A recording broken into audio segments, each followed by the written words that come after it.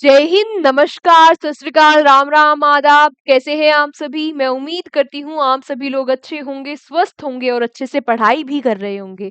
मैं निकिता चौधरी स्वागत करती हूँ आप सभी का हमारे एग्जाम जर्नी परिवार के 10 मिनट स्पेशल सेशन में। इस सेशन में हम कल तक के 10 करंट अफेयर्स के इंपॉर्टेंट क्वेश्चन सिर्फ 10 मिनट में कवर करने वाले हैं। तो पहला क्वेश्चन ये रहा ऑन योर स्क्रीन। क्या है पहला question? When was national mathematics day celebrated recently? अभी हाल ही में जो राष्ट्रीय गणित दिवस है ये कब मनाया गया, आपसे ये पूछ रहा है। तो ये सेलिब्रेट किया जाता है 22 दिसंबर को। अब 22 दिसंबर को, वैसे हमने 21 दिसंबर को क्या सेलिब्रेट किया? बोलो, 21 दिसंबर को हमने क्या सेलिब्रेट किया? पहली बार मनाया है क्या? World meditation day. Meditation day यानी कि विश्व ध्यान दिवस। और जितना ये दिन इंपॉर्टेंट है उससे भी ज्यादा इंपॉर्टेंट इसकी थीम है। थीम क्या है इसकी?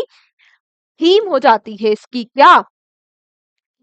मेडिटेशन फॉर, लिखते रहना मेरे साथ साथ, meditation for global piece, global piece and harmony. लिख लेना, छाप लेना दिमाग में, कहीं ना कहीं आपको ये क्वेश्चन कराएगा। बात करें कि हम ये जो राष्ट्रीय गणित दिवस है ये 22 दिसंबर को ही क्यों सेलिब्रेट करते हैं? क्योंकि 22 दिसंबर को एक महान पुरुष का जन्म हुआ है जिनका नाम है श्रीनिवास रामानुजम। आप सभी लोगों को पता ही होगा, है ना, कि हमारे देश में तो ये फेमस थे, ये कितने अच्छे बड़े मैथमेटिशियन थे, पूरे विश्व में इनके चर्चे थे। इनका जन्म हुआ था 22 दिसंबर 1887 1887 को। इनकी बर्थ एनिवर्सरी को याद रखने के लिए ही हम राष्ट्रीय गणित दिवस 22 दिसंबर को सेलिब्रेट करते हैं, याद रखना। अगला प्रश्न आपसे क्या पूछ रहा है? which has recently become the first airport in India to connect 150 destinations? 150 गंतव्यों को जोड़ने वाला भारत का पहला एयरपोर्ट कौन सा बन गया है, आपसे ये पूछ रहा है। तो पहला एयरपोर्ट बन गया है इंदिरा गांधी इंटरनेशनल एयरपोर्ट। अरे मैम, ऑप्शन में तो है ही नहीं। हाँ भाई, तभी तो ये हिंट दिया है। इंदिरा गांधी इंटरनेशनल एयरपोर्ट कहाँ पर है? बेंगलुरु में? नहीं, बेंगलुरु में तो कैंपेगौड़ा है। कैंपेगौड़ा ऐसे डायरेक्टली आपसे पूछ लेता है कि कैंपेगौड़ा इंटरनेशनल एयरपोर्ट कहाँ पर है, तो ये है बेंगलुरु में। तो मुंबई में होगा? नहीं भाई, मुंबई में है छत्रपति शिवाजी, छत्रपति शिवाजी इंटरनेशनल एयरपोर्ट। तो फिर इंदिरा गांधी इंटरनेशनल एयरपोर्ट कहाँ पर है? हाँ हाँ, न्यू दिल्ली में। कहाँ पर है? दिल्ली में। और ये बन गया है पहला एयरपोर्ट जो 150 डेस्टिनेशंस को कनेक्ट करता है। नेक्स्ट क्वेश्चन आपसे पूछ रहा है, recently prime minister Modi has receive the highest honour of which country? अभी हाल ही में जो हमारे प्रधानमंत्री जी हैं, इनको किस देश के सर्वोच्च नागरिक सम्मान से सम्मानित किया गया, आपसे ये पूछ रहा है। तो भाई, अगर हमें पता होता कि ये अभी किस देश के दौरे पर है तो शायद हम बता पाते, है ना।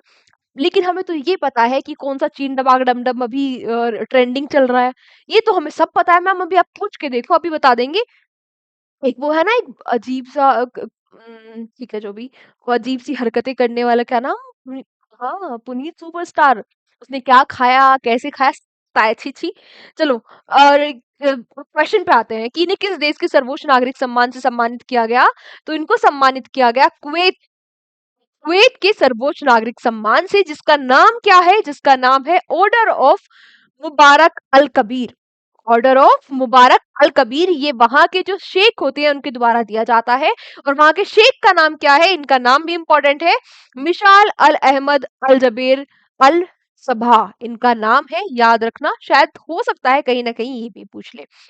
बात यहाँ पर और इम्पोर्टेंट क्या है कि हमारे जो नरेंद्र मोदी है ये पहले इंडियन बन गए हैं, पहले इंडियन प्राइम मिनिस्टर बन गए हैं इस ऑनर को रिसीव करने वाले। और इसके साथ साथ मोदी जी 20 इंटरनेशनल ऐसे अवार्ड से, किसी कंट्री के ऐसे हाईएस्ट या सेकंड हाईएस्ट अवार्ड इनको मिल चुके हैं, 20 ऐसे इंटरनेशनल अवार्ड। ठीक है।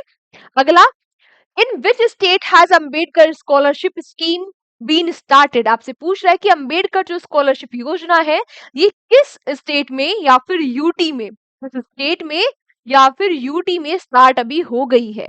तो ये वहीं पर स्टार्ट हुई है जहां पर हमने कल की क्लास में पढ़ा था कि संजीवनी, क्या संजीवनी स्कीम जहां पर स्टार्ट हो गई है, अनाउंस हो गई है। ये संजीवनी स्कीम क्या थी कि जो सीनियर सिटीजन है 60 साल से ज्यादा उम्र के, उनके फ्री इलाज के लिए स्कीम है। तो उसी स्टेट और यूटी ने अम्बेडकर स्कॉलरशिप भी लॉन्च कर दी है। पर कल का रिवीजन किया है भाई? रिवीजन जितना जल्दी आप आदत डाल लो डेली जो पढ़ा उसका रिवीजन करने की, उतना आप लोगों के लिए फायदा होने वाला है, उतना जल्दी आपका सिलेक्शन होगा। ये बात याद रख लो, अपने पल्ले बांध लो। तो किस स्टेट या यूटी ने लॉन्च किया है? ये लॉन्च किया है दिल्ली ने। ठीक है, अब ये है क्या? तो भाई जो दलित स्टूडेंट्स है उन वो भी अब इस स्कॉलरशिप के तहत वो विदेश में जाकर पढ़ाई कर सकते हैं। अगला, recently where has begging been declared a crime for January 1 2025। जनवरी 1 जनवरी 2025 से वो कौन सा शहर है जहां पर भीख देना अपराध होगा? तो ये कौन सा शहर है? ये है क्लीनेस्ट सिटी ऑफ इंडिया। उसका नाम क्या है? हाँ, इंदौर। तो हमारा क्लीनेस्ट सिटी बन गया है वो सिटी जहां पर अब भीख देना क्या होगा? अपराध होगा। अगर आपने भीख दी तो आपके खिलाफ एफआईआर दर्ज हो जाएगी। तो जो इंदौर में रहते हैं वो तो याद रखना ही, लेकिन जो घूमने घामने की सोच रहे हैं वहां पे वो भी याद रखना, पता लगा जेल पहुंच गए। अगला आपसे पूछ रहा है which position did the Indian men's hockey team achieve in the recently release FIH world ranking. जो एफआईएच की वर्ल्ड रैंकिंग रिलीज हुई है इसमें भारत की जो पुरुष हॉकी टीम है उसकी क्या रैंक आई है? तो इस पुरुष हॉकी टीम की रैंक आई है 5th। और 5th रैंकिंग इंडिया की किसमें भी है? Global powers of 2025। ये भी हमने कल या परसों की क्लास में ही पढ़ा था, इसमें भी भारत की 5th रैंक ही है।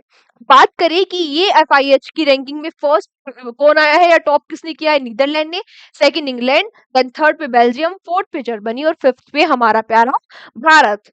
अगला, India has tie up with which country to remove space debris using laser equipped satellite? Laser equipped satellite को यूज करके भारत किस देश के साथ मिलकर जो डेब्रिस है, डेब्रिस क्या होता है?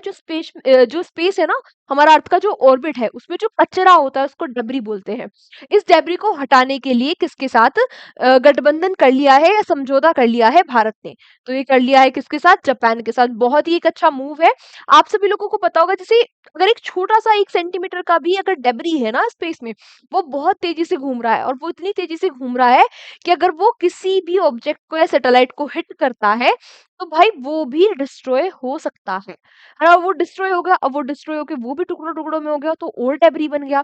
ऐसे करके अगर हमने अभी इस पे ध्यान नहीं दिया तो पूरा का पूरा जो अर्थ का ऑर्बिट है वो यूजलेस हो जाएगा, क्योंकि उसमें इतना ज्यादा डेब्री होगा कि कुछ हम सैटेलाइट या फिर इंपॉर्टेंट जो रॉकेट है या फिर दूसरे ग्रहों को पता लगाने के लिए कुछ अगर मिशन भेज रहे हैं वो भेजे ही नहीं जाएंगे, क्योंकि कचरा इतना होगा कि कहीं ना कहीं किसी ना किसी से टकरा जाएंगे, और जितना टकराएंगे उतना ज्यादा कचरा जो है वो बढ़ता जाएगा। ठीक है, तो भारत ने भी ये पहल, एक अच्छी पहल है। ठीक है, क्योंकि अभी अभी तक सिर्फ डेवलप्ड जो कंट्री है वो ही इस पर काम कर रहे हैं, तो भारत ने भी ये डेब्री में हेल्प कर रहा है, तो भारत की एक अच्छी पहल है। अगला आपसे पूछ रहा है where has the 55th meeting of GST council been held? कहाँ पर जीएसटी परिषद की 55वीं बैठक का आयोजन हुआ है? ये हुआ है गोल्डन सिटी ऑफ राजस्थान में, जो कौन सा है? जैसलमेर। बिल्कुल सही बात। और ये जो जीएसटी काउंसिल की मीटिंग होती है इसकी अध्यक्षता करती है फाइनेंस मिनिस्टर, और हमारी फाइनेंस मिनिस्टर है निर्मला सीतारमन। इनकी फोर्ब्स की जो रैंकिंग निकालता है ना, टॉप 100 जो पावरफुल वुमेन है उसमें इनकी रैंकिंग कितनी थी? 28। ये भी याद रखना। यूरोपियन कमीशन की जो हेड है, क्या नाम है उनका, जिनकी फर्स्ट रैंकिंग है? बोलो उनका नाम, आप मुझे कमेंट बॉक्स में बताओ, ये आज आपका क्वेश्चन फॉर यू है। अगला, who won the first edition of under 19 women T20 Asia cup? तो अभी हाल ही में जो अंडर 19 विमेन एशिया कप है इसको किसने जीत लिया? इसको जीत लिया है हमारे प्यारे भारत ने बांग्लादेश को हराकर। और ये हो कहां पर रही थी चैंपियनशिप? ये हो रही थी कुआलालंपुर मलेशिया में। कहां पर? कुआलालंपुर मलेशिया में। पहली बार है और भारत ने जीता है, तो क्वेश्चन ऑटोमेटिकली इंपॉर्टेंट हो गया। अगला आपसे पूछ रहा है who has written the book bring it on the incredible story of my life? ये बुक जो है ये किसके द्वारा लिखी गई? ये लिखी गई दीपा मलिक के द्वारा। हमारी एक बहुत ही बेहतरीन पैरा एथलीट है दीपा मलिक जी, तो इनके द्वारा ये बुक लिखी गई है, याद रखना, ऐसी बुक काफी पूछता है एग्जाम में। तो आज की क्लास हमारी यहीं तक थी। Thank you so much everyone हमारे साथ सेशन में एंड तक बने रहने के लिए। कल के सेशन में आप सभी प्यारे बच्चों से फिर से मुलाकात होगी। तक अपना ध्यान रखिए, अच्छे से शिद्दत के साथ ईमानदारी के साथ पढ़ाई करते रहिए। अपने लक्ष्य को ठान लीजिए, है ना। आपको पता होना चाहिए कि आप अगर प्रिपरेशन कर रहे हो तो उसके पीछे का मोटिव क्या है ना। बहुत सारे बच्चे ऐसे कमेंट करते रहते हैं कि मैम मतलब पढ़ाई में मन नहीं लग रहा क्योंकि आपके पास पर्पस नहीं है। जिस दिन आपके पास सॉलिड पर्पस होगा, आपको पता होगा कि आपने प्रिपरेशन स्टार्ट क्यों की, वो रीजन है, आपको पता है कि भाई किसी की फाइनेंशियल कंडीशन अच्छी नहीं है, किसी की वो ड्रीम जॉब है ना, बचपन से सपना देखा है भाई मुझे ये वाली यूनिफॉर्म पहननी है। जब तक आपके पास ये रीजन नहीं है ना, तब तक आपके पास ऐसा आता रहेगा कि मन नहीं कर रहा है, या फिर डिमोटिवेट हो जा रहे हैं, या फिर डिमोटिवेशन कभी कभी आता है, वो चलता है। अपन अप्स एंड डाउन्स तो आते रहने चाहिए किसी भी जर्नी में। लेकिन जब तक आपके पास पर्पस नहीं होगा, तब तक आप शिद्दत ईमानदारी के साथ मेहनत नहीं कर पाओगे। तो इसलिए सबसे पहले अपना रीजन ढूंढो कि आपने ये प्रिपरेशन स्टार्ट क्यों की है। किसी कुछ भी रीजन हो सकता है, बस वो सॉलिड होना चाहिए, आपको उस पर विश्वास होना चाहिए। बाकी कल के सेशन में आप सभी प्यारे बच्चों से मिलते हैं। अपना ध्यान रखिए, अपने बड़ों का सम्मान कीजिए, अपने छोटों को प्यार कीजिए। Take care, bye bye.